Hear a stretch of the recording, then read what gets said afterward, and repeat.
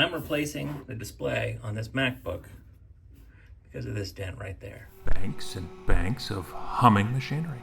I've never seen so many knobs. Here, try that button over there. No. Check that button over there.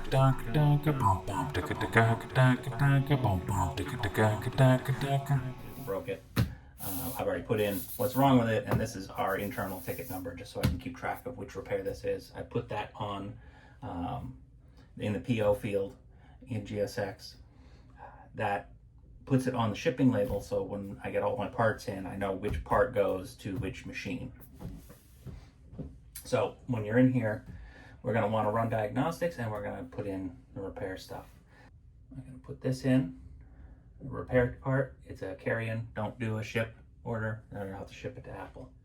I'm going to add my part, and I just have to put in display. It brings up the right part, which is 661-16806. I have my selected. My note is broken. And we're going to do, the problem is damaged, coverage option, Apple Care. Save. Now we're going to run the diagnostics as soon as that's done. So to run the diagnostics, I have this little handy dandy thing which gives me an Ethernet and power. Makes my life a little easier. Open this up. I'm going to force it to shut off. Run diagnostics. Okay. Hold down. It says continue holding for startup options. Let go. We're going to do this, the Mac Resource Inspector. I'm going to show you why I do this. Once you get to this screen, I don't know if you can see that. Let me check my video. Yep, you can see it. Command D, keep holding. You can do it. There we go, finally.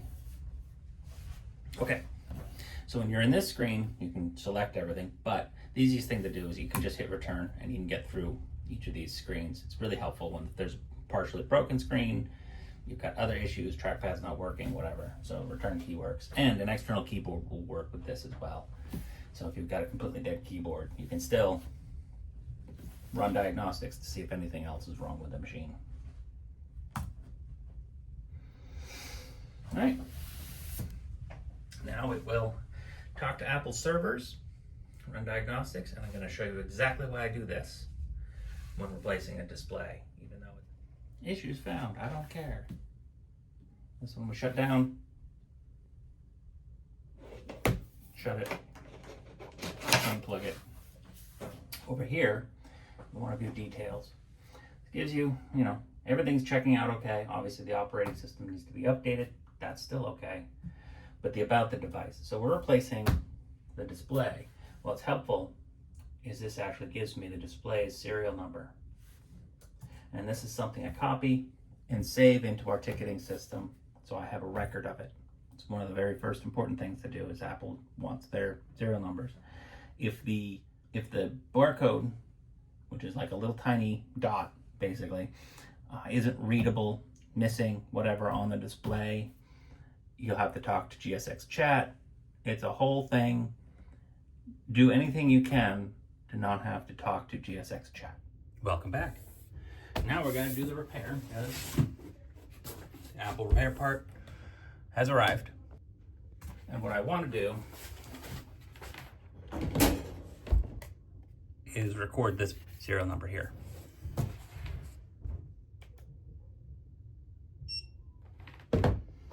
As well, I'm going to record the return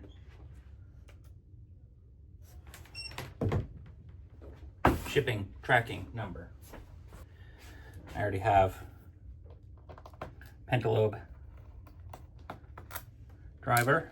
As you can see, I use iFixit case and I use the grids in the case to hold all of these parts. I usually just bring up here, get the clips. Bottom case comes undone. So the first thing you want to do is disconnect your power. Now, if you get your T3 and you're going to undo the display cable and the Wi-Fi cables. So you need to take these hold downs off. That's where your T3 is. Tiniest screws ever. And just putting them in there.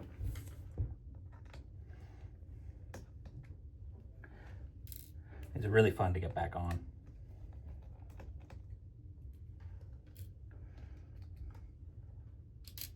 So top tip here, I've already done it a few times, so I don't need it right now. But you can always grab one of the screws off of one of those. You don't have to take these off, but just give yourself an extra screw or two in case you drop them, because those are really easy to drop. And these plates come with the new display, so those are extra screws basically. You can just grab one or two as needed.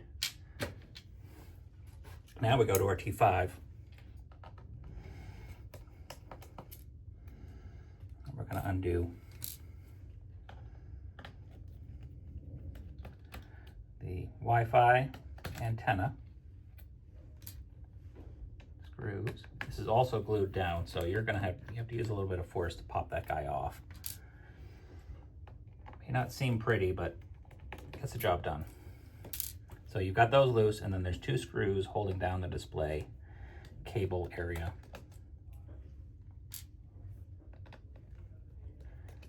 You'll see that pop up. Make sure that that's loose. And then I just go in here.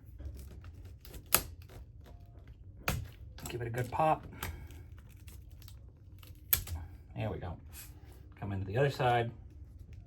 Give it another pop. Get that glue loose. There you go. And that's undone.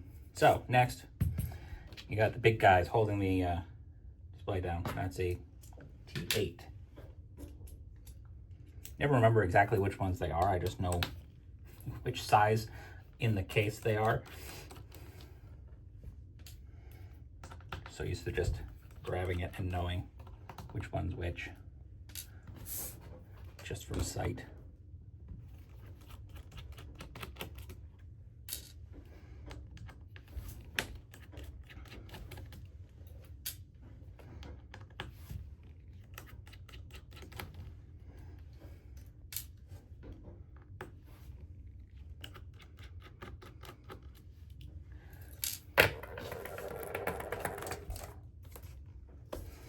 Open it up, wiggle it around a little bit, and you now have a displayless machine. Put it out of the way.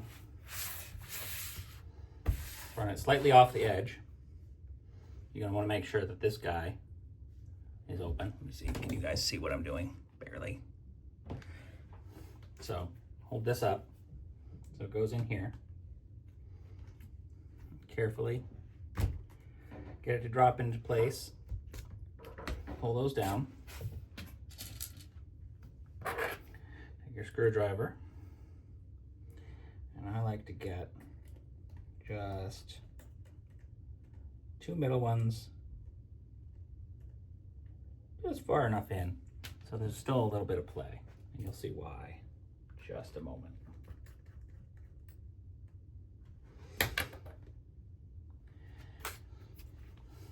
We can go ahead and close this. Get us re-aimed here. And then I look to see if it's aligned. So take some time, make sure it feels like it's lined up all the way around. If it is, I just kind of hold the whole thing down and give those middle screws just a quick worm. Now it's locked into place. The screen's nicely aligned. And you can put in the rest of the screws. I take this piece and we're gonna get our antenna back. There's still sticky air in there. I don't always replace it unless it's torn completely apart, but it didn't get torn when I pulled it out. So that piece in there. Try to get this somewhat lined up. So it looks about right. As you can see, it's still got some stick to it. And then we're gonna change our tool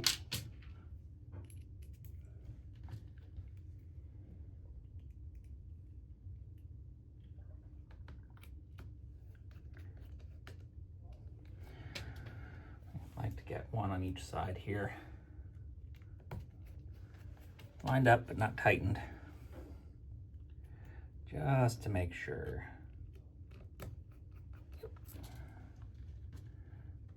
And then I will go back through and I'll make sure that they're snug. Remember, just snug. You don't want to over tighten these. Once you've done it a while, a few times, you get a feel for it. Next, pop this guy back in. Maybe, there we go. Hopefully you can see this and my arm's not completely in the way. I can't see what I'm filming, so. There. All right, next thing to do is get these antenna pieces back in. I need to take my glasses off. Get in close. Try to line it up. I know you can't really see this. Wish I had my other camera with me. You just sort of have to make them line up best you can. They'll just pop right back into place. Don't force those. If you bend the pin inside or the edge of this or pull on that too much, you're gonna end up having to buy another part. So wait for the part to arrive, and it's just not worth the time. So take your time on those, because they will just slide, when they're lined right, they will slide right into place. Try to pick up our itty bitty screws and attempt to get this in. There we go. Get our cable in, maybe. There we go. Check. Get that into place. Another itty bitty baby screw.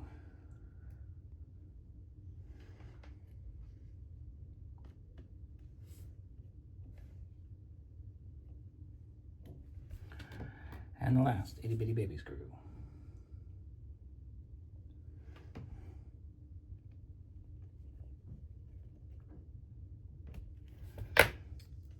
Don't forget to reconnect the battery here.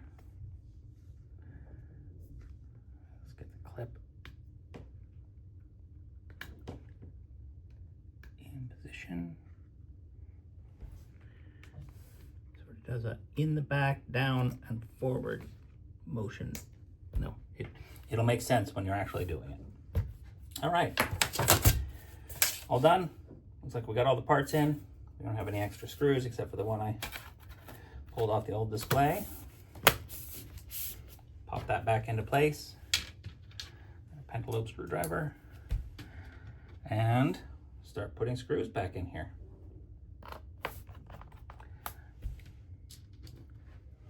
If you can see, the one with the long, with just a little bit of thread, goes in the corners. The upper corner here, or the screen hinge side corner. And then you've got long ones with more thread. Those ones go in these two middle spots. Make sure that the clips are popped in, and you're now assembled. The next thing we need to do, we need to bring it over to diagnostics again and pair the logic board with the new display. Okay. All right, we've started diagnostics mode. Next thing you want to do is go into your GSX repair, and you want to put in your known bad board, known good board into your repair. Save it. Okay, once it's saved, it says repair has been updated. When you're in this screen, you want to get past this part, and then you can press this plus, go all the way to the bottom, and click System Configuration. That will run the configuration to link this new display with the logic board on the machine. All right. Then the next thing we do, we want to run post-repair diagnostic, which is going to go through everything on the computer, make sure there's nothing else that's gone wrong. It's a little bit more in-depth, so it takes a bit longer.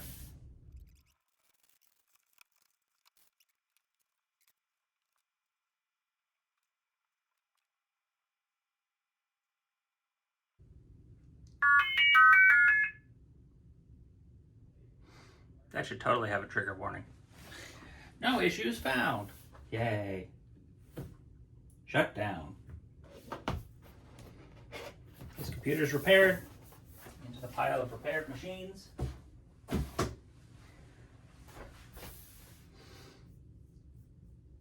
Diagnostics are good. We're going to double check. Serial numbers are in. Everything looks good. We're going to change this over to marked complete. And save. Repair's done. Yay.